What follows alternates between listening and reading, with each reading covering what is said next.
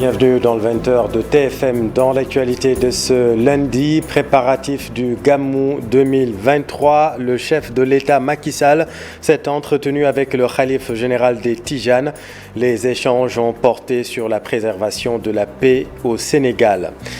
À la une également, les préparatifs de la rentrée scolaire. Plus de 160 établissements scolaires inondés dans la capitale.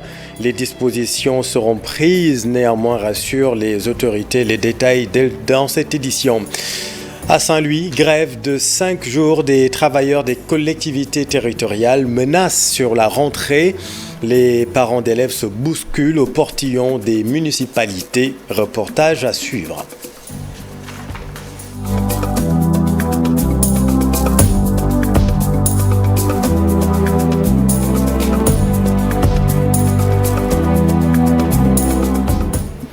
Le chef de l'État Macky Sall à Tivaouane, il s'est entretenu avec le khalife général des Tijanes dans le cadre des préparatifs du Gamou 2023.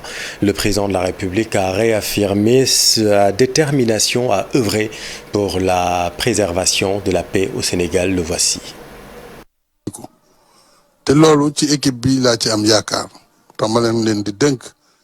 J'ai bon espoir à l'équipe qui me remplacera. Il faut redoubler d'efforts pour mettre ce pays sur le bon rail. Que Dieu nous préserve des difficultés, mais surtout du chaos.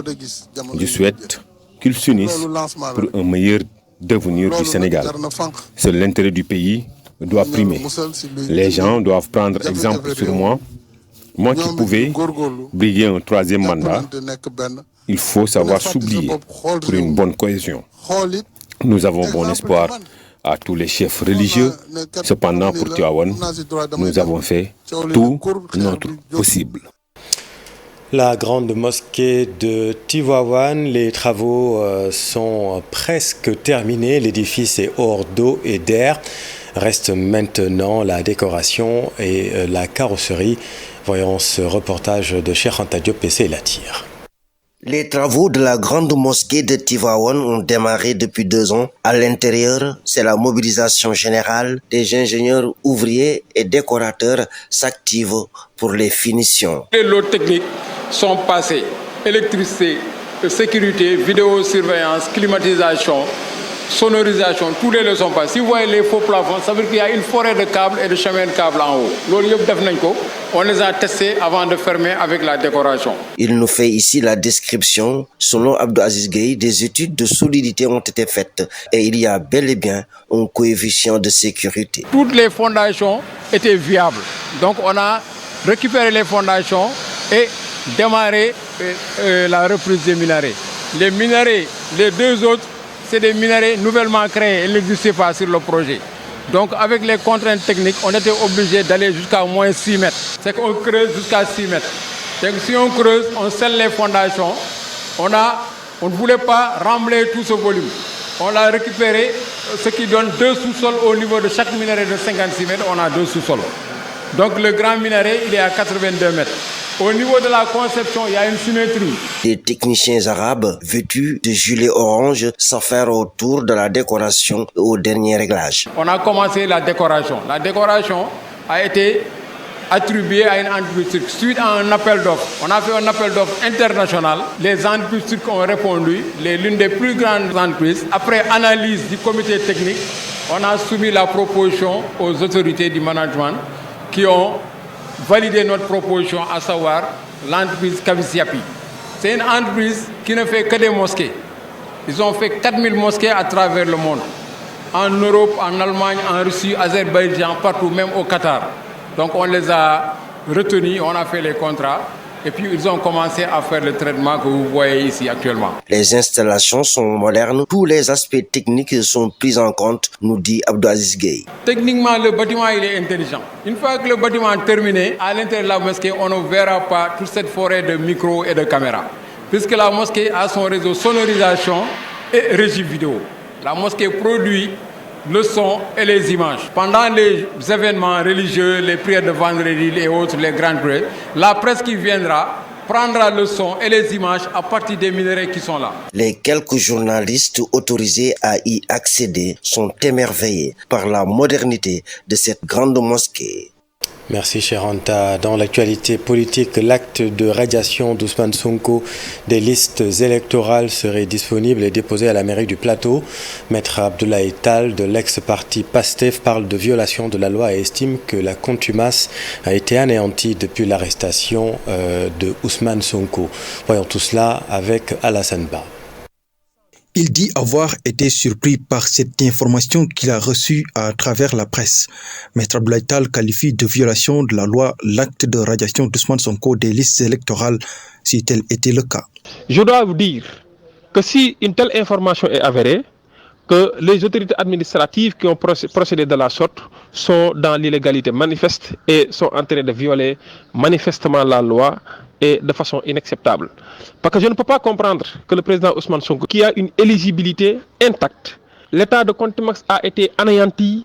Je pense que les autorités administratives ne peuvent pas se baser sur l'incarcération de Sonko pour autre motif, pour ainsi procéder à cette radiation et essayer de trouver manifestement des voies et moyens de façon illégale pour servir la notification. Après avoir regretté les épisodes politico-judiciaires à l'approche d'élections, Moundiaye Cissé est de ceux-là qui pensent que cette question liée à la radiation d'Ousmane Sonko des listes électorales sera tranchée par le Conseil constitutionnel. Je n'entre pas trop sur la question de fond liée aux contumaces, c'est-à-dire aujourd'hui les autorités estiment que M. Sonko a été interpellé sur une autre affaire et non sur l'affaire Adji Sarr pour laquelle il est condamné par contumace et estime que donc cette contumace est définitive. D'autres estiment que dès lors qu'on est arrêté, la contumace, il y a anéantissement. Moi-même, je fais partie de ceux qui ont toujours pensé que dès lors qu'on est arrêté, la contumace est anéantie. Alors, maintenant, on a deux positions. Le dernier mot revient au Conseil constitutionnel. Le procureur n'est pas le juge. Le juge, c'est le Conseil constitutionnel qui tranchera cette question.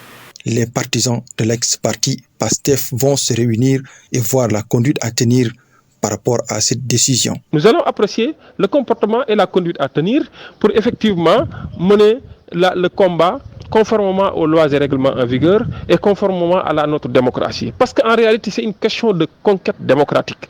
Maître Abdoulaye Tall est catégorique. Ousmane Sonko sera leur candidat à la présidentielle du 25 février 2024, position qu'il partage avec Guy Marius Sagna, qui est en tournée dans la diaspora. Désenclavement de la zone sylvo-pastorale, le Premier ministre Amadou Ba lance les travaux de réalisation de la route Vélingara-Ferlo, RN, route nationale numéro 3, une vieille doléance des populations. Ali Bandeliank. Il s'agit d'une piste de 30 km qui relie la ville de Vélingara-Ferlo à la RN2. Une doléance de plusieurs années en passe de devenir un vieux souvenir.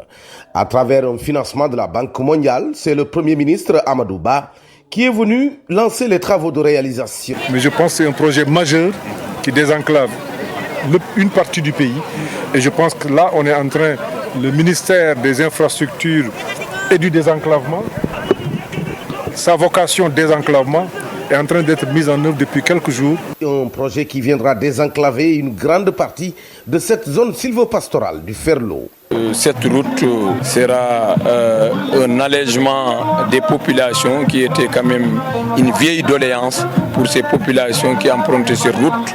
Accueilli par les autorités administratives et locales, Amadou Ba, en charge du ministère de l'Élevage, a également présidé le lancement de la campagne nationale de vaccination contre le bétail.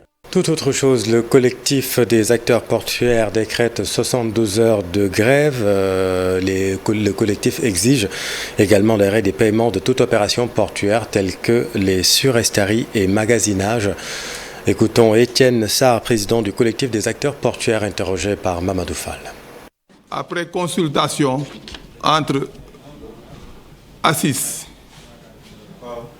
COCOGES, nous avons pris la décision avec ASTAP, comme tu l'as bien dit,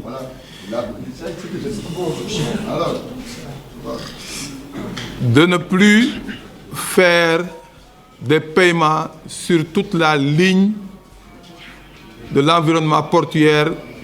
Et ceci nous amène à dire que, comme tout le monde l'a voulu, que nous partons en grève à partir d'aujourd'hui jusqu'à mercredi, après la rencontre qu'on aura avec le Premier ministre qui nous a promis de nous rencontrer pour essayer de régler ces problèmes. On saura de quoi nous en tenir. Aujourd'hui, en sachant que les camions qui doivent prendre les conteneurs à l'intérieur de DP World ont des difficultés qui, je vais les citer, le non-respect des camionneurs, des chauffeurs, qui restent dans leur camion plus de 2-3 jours, la non-livraison des conteneurs qu'on doit sortir du port et la livraison à ces derniers. Grève de 5 jours des travailleurs des collectivités territoriales à Saint-Louis. Les parents d'élèves se bousculent devant la mairie de la ville pour chercher des extraits de naissance et autres papiers pour leurs enfants à une décade de la rentrée. Ousseynou Diop, Habib Seck. Devant la mairie des HLM de Saint-Louis, transférée à la maison de l'île, les Saint-Louisiens se bousculent devant les bureaux à quelques jours de la rentrée des classes. Aïssatou Wade veut renouveler les extraits de naissance de ses fils, mais elle est obligée d'attendre lundi prochain. Elle appelle l'État et les travailleurs des collectivités territoriales à la raison. Grève de 5 jours, mais c'est très difficile pour nous, avec eux aussi, parce qu'ils ont besoin qu'on augmente leur salaire, mais ils doivent nous aider les populations aussi, parce qu'on a... Dans l'île de Saint-Louis également, les Saint-Louisiens rencontrent les mêmes problèmes. Djibouti a fait plus de 250 km. Mais la grève des travailleurs municipaux l'empêche de compléter le dossier qu'il doit déposer à l'ambassade. Je fais la navette 2 à 3 fois par semaine et après je retourne avec les mains vides. Donc jusqu'à... Pour les agents, c'est quoi? Bon, je ne sais pas. Jusqu'à présent, je n'ai pas eu de... Ils sont en grève. Ils sont en grève, je ne connais pas le motif. Et voilà, nous, on est là en tant que population, c'est trop compliqué pour nous. Pour les syndicalistes, la revalorisation définitive des salaires des travailleurs est la seule condition pour arrêter le mouvement de grève. La loi numéro 29/2011 avait demandé une revalorisation des salaires de tous les travailleurs municipaux, conformément aux travailleurs des fonctionnaires de l'État. Et la lenteur qui s'y est greffée a fait que les gens repoussent encore la grève jusqu'à une résolution définitive de leurs problèmes. Les gens voulaient travailler, mais malheureusement, on s'est rendu compte que le directeur de l'État persiste. Et tant que ça persistera, les gens iront en mouvement pour vraiment régler définitivement la question. À Saint-Louis, le mot d'ordre de l'intersyndicale des travailleurs des collectivités territoriales est bien suivi. Durant 5 jours, seul le service minimum est assuré dans certaines collectivités territoriales. Et à une décade de la rentrée des classes, plus de 160 établissements scolaires inondés dans la capitale. Néanmoins, tout sera mis en œuvre pour une rentrée des classes adéquate, rassurent les autorités. Sorna Astou Diouf et Yaya Diallo. C'est un comité régional de développement complètement réservé à la rentrée scolaire. Dans la capitale sénégalaise, 168 écoles sont sous les eaux. Malgré tout, l'inspecteur d'académie de Pikine, Guédiawaye et Kermassar rassure que la situation s'est nettement améliorée comparée à l'année dernière. Par rapport à l'année dernière, la situation est nettement meilleure, surtout en termes d'écoles impactées par l'hivernage. Monsieur le gouverneur vient de le rappeler, nous avons aujourd'hui 168 écoles impactées par les pluies. Pour ce qui concerne maintenant les écoles qui ne disposent pas d'ouvrages annexes fonctionnels, nous l'avons dit, au niveau de la région, c'est une trentaine pour les 3 académies et c'est la même chose pour les écoles qui ne disposent pas de points d'eau. Mais concernant les points d'eau, le responsable de la CNO vient d'apporter des éléments de réponse. Lors de ce CRD, plusieurs mesures ont été prises pour une bonne rentrée scolaire. Il s'agit d'abord et avant tout de l'assainissement de la totalité des établissements scolaires. Ensuite, il va falloir que les enseignants soient au rendez-vous le jour J. Des décisions également sont prises pour que les IA, en relation avec les IF, fasse le plaidoyer auprès de ce nombre d'autorités pour que, évidemment, les indemnités dues aux enseignants soient réglées dans les délais. En ce qui concerne les abris provisoires dans la région de Dakar, des solutions sont en vue avec le Prozap et le PACASEN. Ça peut paraître bizarre qu'on parle d'abris provisoires à Dakar, mais effectivement il y en a, même si le nombre n'est pas aussi élevé, mais le plan de résorption des abris provisoires prend en charge la région de Dakar. Il y aura des remplacements de salles de classe, il y aura également la réalisation d'ouvrages en œuvre. À côté aussi, nous avons des programmes parallèles, notamment dans le cadre du PACASEN. Sur l'accès à l'éducation, Gana Sène fait le point avec les taux de redoublement et d'abandon. Quand je parle d'accès, je parle de tout ce qui est taux de scolarisation, indice de parité, etc. Dans le domaine de la qualité, notamment pour ce qui concerne les rendements internes, à ce niveau aussi, il faut saluer vraiment les performances de la région. Parce qu'au niveau national, nous l'avons constaté, les taux de redoublement et les taux d'abandon sont encore élevés. Parce que même 3% de taux d'abandon, pour nous, c'est élevé. Aucun élève ne doit sortir du système éducatif. La rentrée scolaire est prévue le 5 octobre prochain.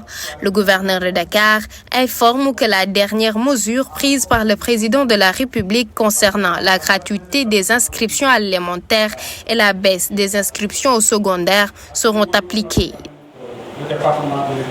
Merci Sortna. Et puis un point météo, la nuit dernière, des pluies ont été recueillies sur une bonne partie du pays avec des quantités allant de 10 à 56 mm. Un phénomène qui va persister cette semaine. Des activités pluvio-orageuses plus marquées intéresseront tout le pays. Le point avec Tidiane Diédiou de l'ANACIM. La nuit du dimanche au petit matin du lundi 25, des activités pluvio-orageuses ont été enregistrées sur les régions nord et centre du pays. On a eu à Louga 42 mm, Fourdou 42 mm, Ranérou a enregistré 21 mm en zone nord. Dans les régions centre, on a eu Ndam 56 mm, Yoff 28 mm, Dalifort 28,9 mm, Rufisque 20 mm, Mbao on a eu 20 mm, Mambilor 15,7 mm, Gorée 10 mm. Donc en termes de perspective pour les 24 et 48 heures, des activités pluvio-orageuses sont également attendues sur les régions sud, notamment Kédougou, Ziguinchor, Sédhiou et Kolda. Les régions centre également, la Fatick, Kaolack, Kaffrine. Des activités pluvio-orageuses sont également prévues dans ces zones avec une possibilité d'extension vers Diourbel, Thiès, Dakar et probablement Matam. À partir du 27 et 28, notamment à la période du Gamou, nous attendons également à des activités pluvio-orageuses presque sur l'ensemble du territoire. Parlons de la protection civile au Sénégal. Comment mieux construire? Le ministère de l'Urbanisme propose aux populations la certification EDGE. Il s'agira d'économiser de l'énergie, de l'eau et de l'énergie intrinsèque au niveau des matériaux. D'après le directeur général de la construction et de l'habitat, cela va impacter non seulement les gaz à effet de serre, mais aussi le pouvoir d'achat des Sénégalais. Voici Amadou Thiam avec Alassane Ba. Comment cette question-là est prise en compte ailleurs? Comment au Sénégal on doit mieux construire? C'est pour cela qu'on a réfléchi et on a discuté avec nos partenaires du groupe de la Banque mondiale, particulièrement le groupe SFI, qui aujourd'hui est en train de développer une certification. Donc c'est une manière de construire où on va avoir au moins 20% d'économie en énergie, 20% d'économie d'eau et 20% aussi d'économie en énergie intrinsèque au niveau des matériaux. Donc l'objectif c'est quoi? L'objectif c'est que si nous construisons bien, le promoteur par exemple qui construit la maison, qui le vend à quelqu'un, les 50 ans où la personne va vivre dans ce logement-là, elle devra payer moins d'énergie. Aujourd'hui, c'est une certification volontaire, donc nous incitons les gens à venir volontairement. Par contre, le code de la construction, le code de l'urbanisme sera d'application, on va dire, obligatoire. on le fait, comme je l'ai dit tout à l'heure, certes, pour réduire les gaz à effet de serre et les températures et les impacts, mais aussi derrière, et c'est ce qui est plus important, c'est un impact réel sur le pouvoir d'achat des populations si toutefois nous construisons correctement les bâtiments à venir. Dans le sud du Sénégal, les pratiques de mutilation génitale chez les femmes persistent malgré les efforts déployés pour son éradication. Les conséquences sont toujours visibles chez les femmes en âge de procréer selon les statistiques dont dispose la Direction générale de la famille de Ziguinchor. Pour pérenniser la lutte, une cinquantaine de leaders communautaires sont formés dans le sud pour améliorer les indicateurs. Voyons tout cela avec Lamine Ba et Lamine Mandiang. Les pratiques liées aux mutilations génitales féminines ne connaissent pas de répit. Au contraire, le phénomène s'accentue au sein de certaines communautés dans le sud du pays. C'est un constat établi par la direction régionale de la famille de Ziguinchor. waaw mu ngi jur loraange yu bëri parce que dañ ciy waxtaan ak sage-femme détail surtout sur les femmes si seen accouchement ñenn ñi suñu demee ba commencer. La pratique est très persistante dans la région de Ziguinchor. Des données que nous collectons auprès des sages-femmes font état de complications récurrentes d'accouchement liées aux mutilations génitales féminines. Dans les statistiques que nous avons, au moins, la pratique est à hauteur de 35% de la population en ce moment. nga xam ne ba léegi ñu ngi koy def te soo xoolee ci 36% yooyu 85% ñu ngi nekk entre 0 à 5 ans. Donc ñu conclure ni ñiñ koy def ay xalé lañu ñi nga xamné xamuñu dara. Une pratique qui persiste du fait de plusieurs facteurs combinés malgré les nombreux efforts déployés par le gouvernement pour enrayer le phénomène.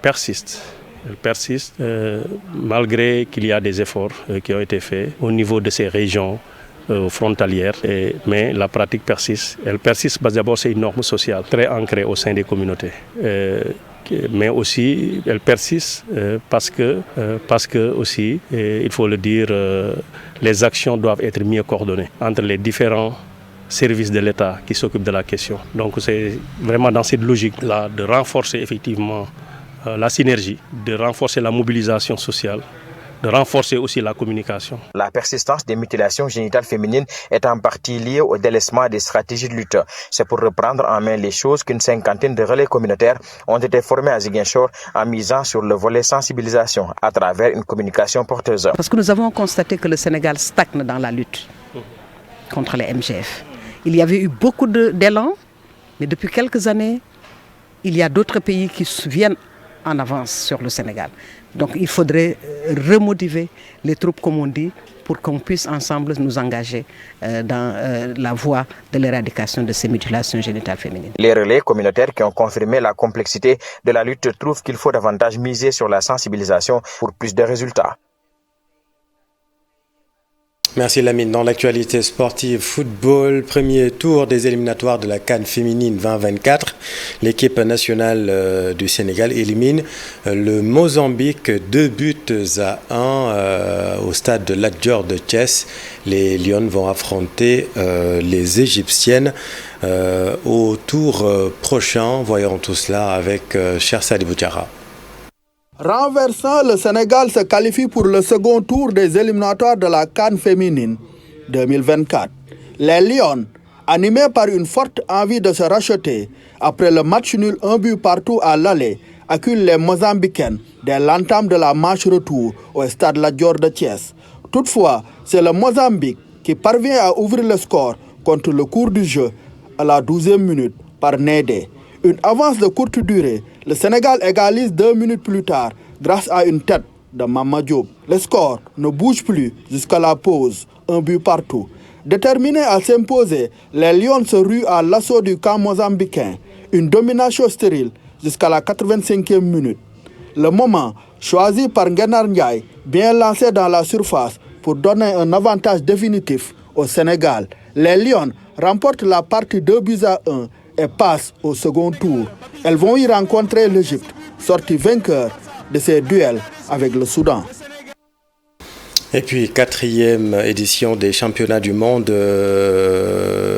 pour sa deuxième sortie dans le groupe B. Le Sénégal fait match nul, 2 buts partout. Les Lions vont rencontrer la Thaïlande lors de leur prochaine sortie. Voilà, c'est la fin de cette édition. Merci infiniment de l'avoir suivi. Je vous retrouve dans un instant pour Soir d'Info, la suite avec monsieur Philippe Ndiagaba, directeur de la réglementation touristique. À tout de suite.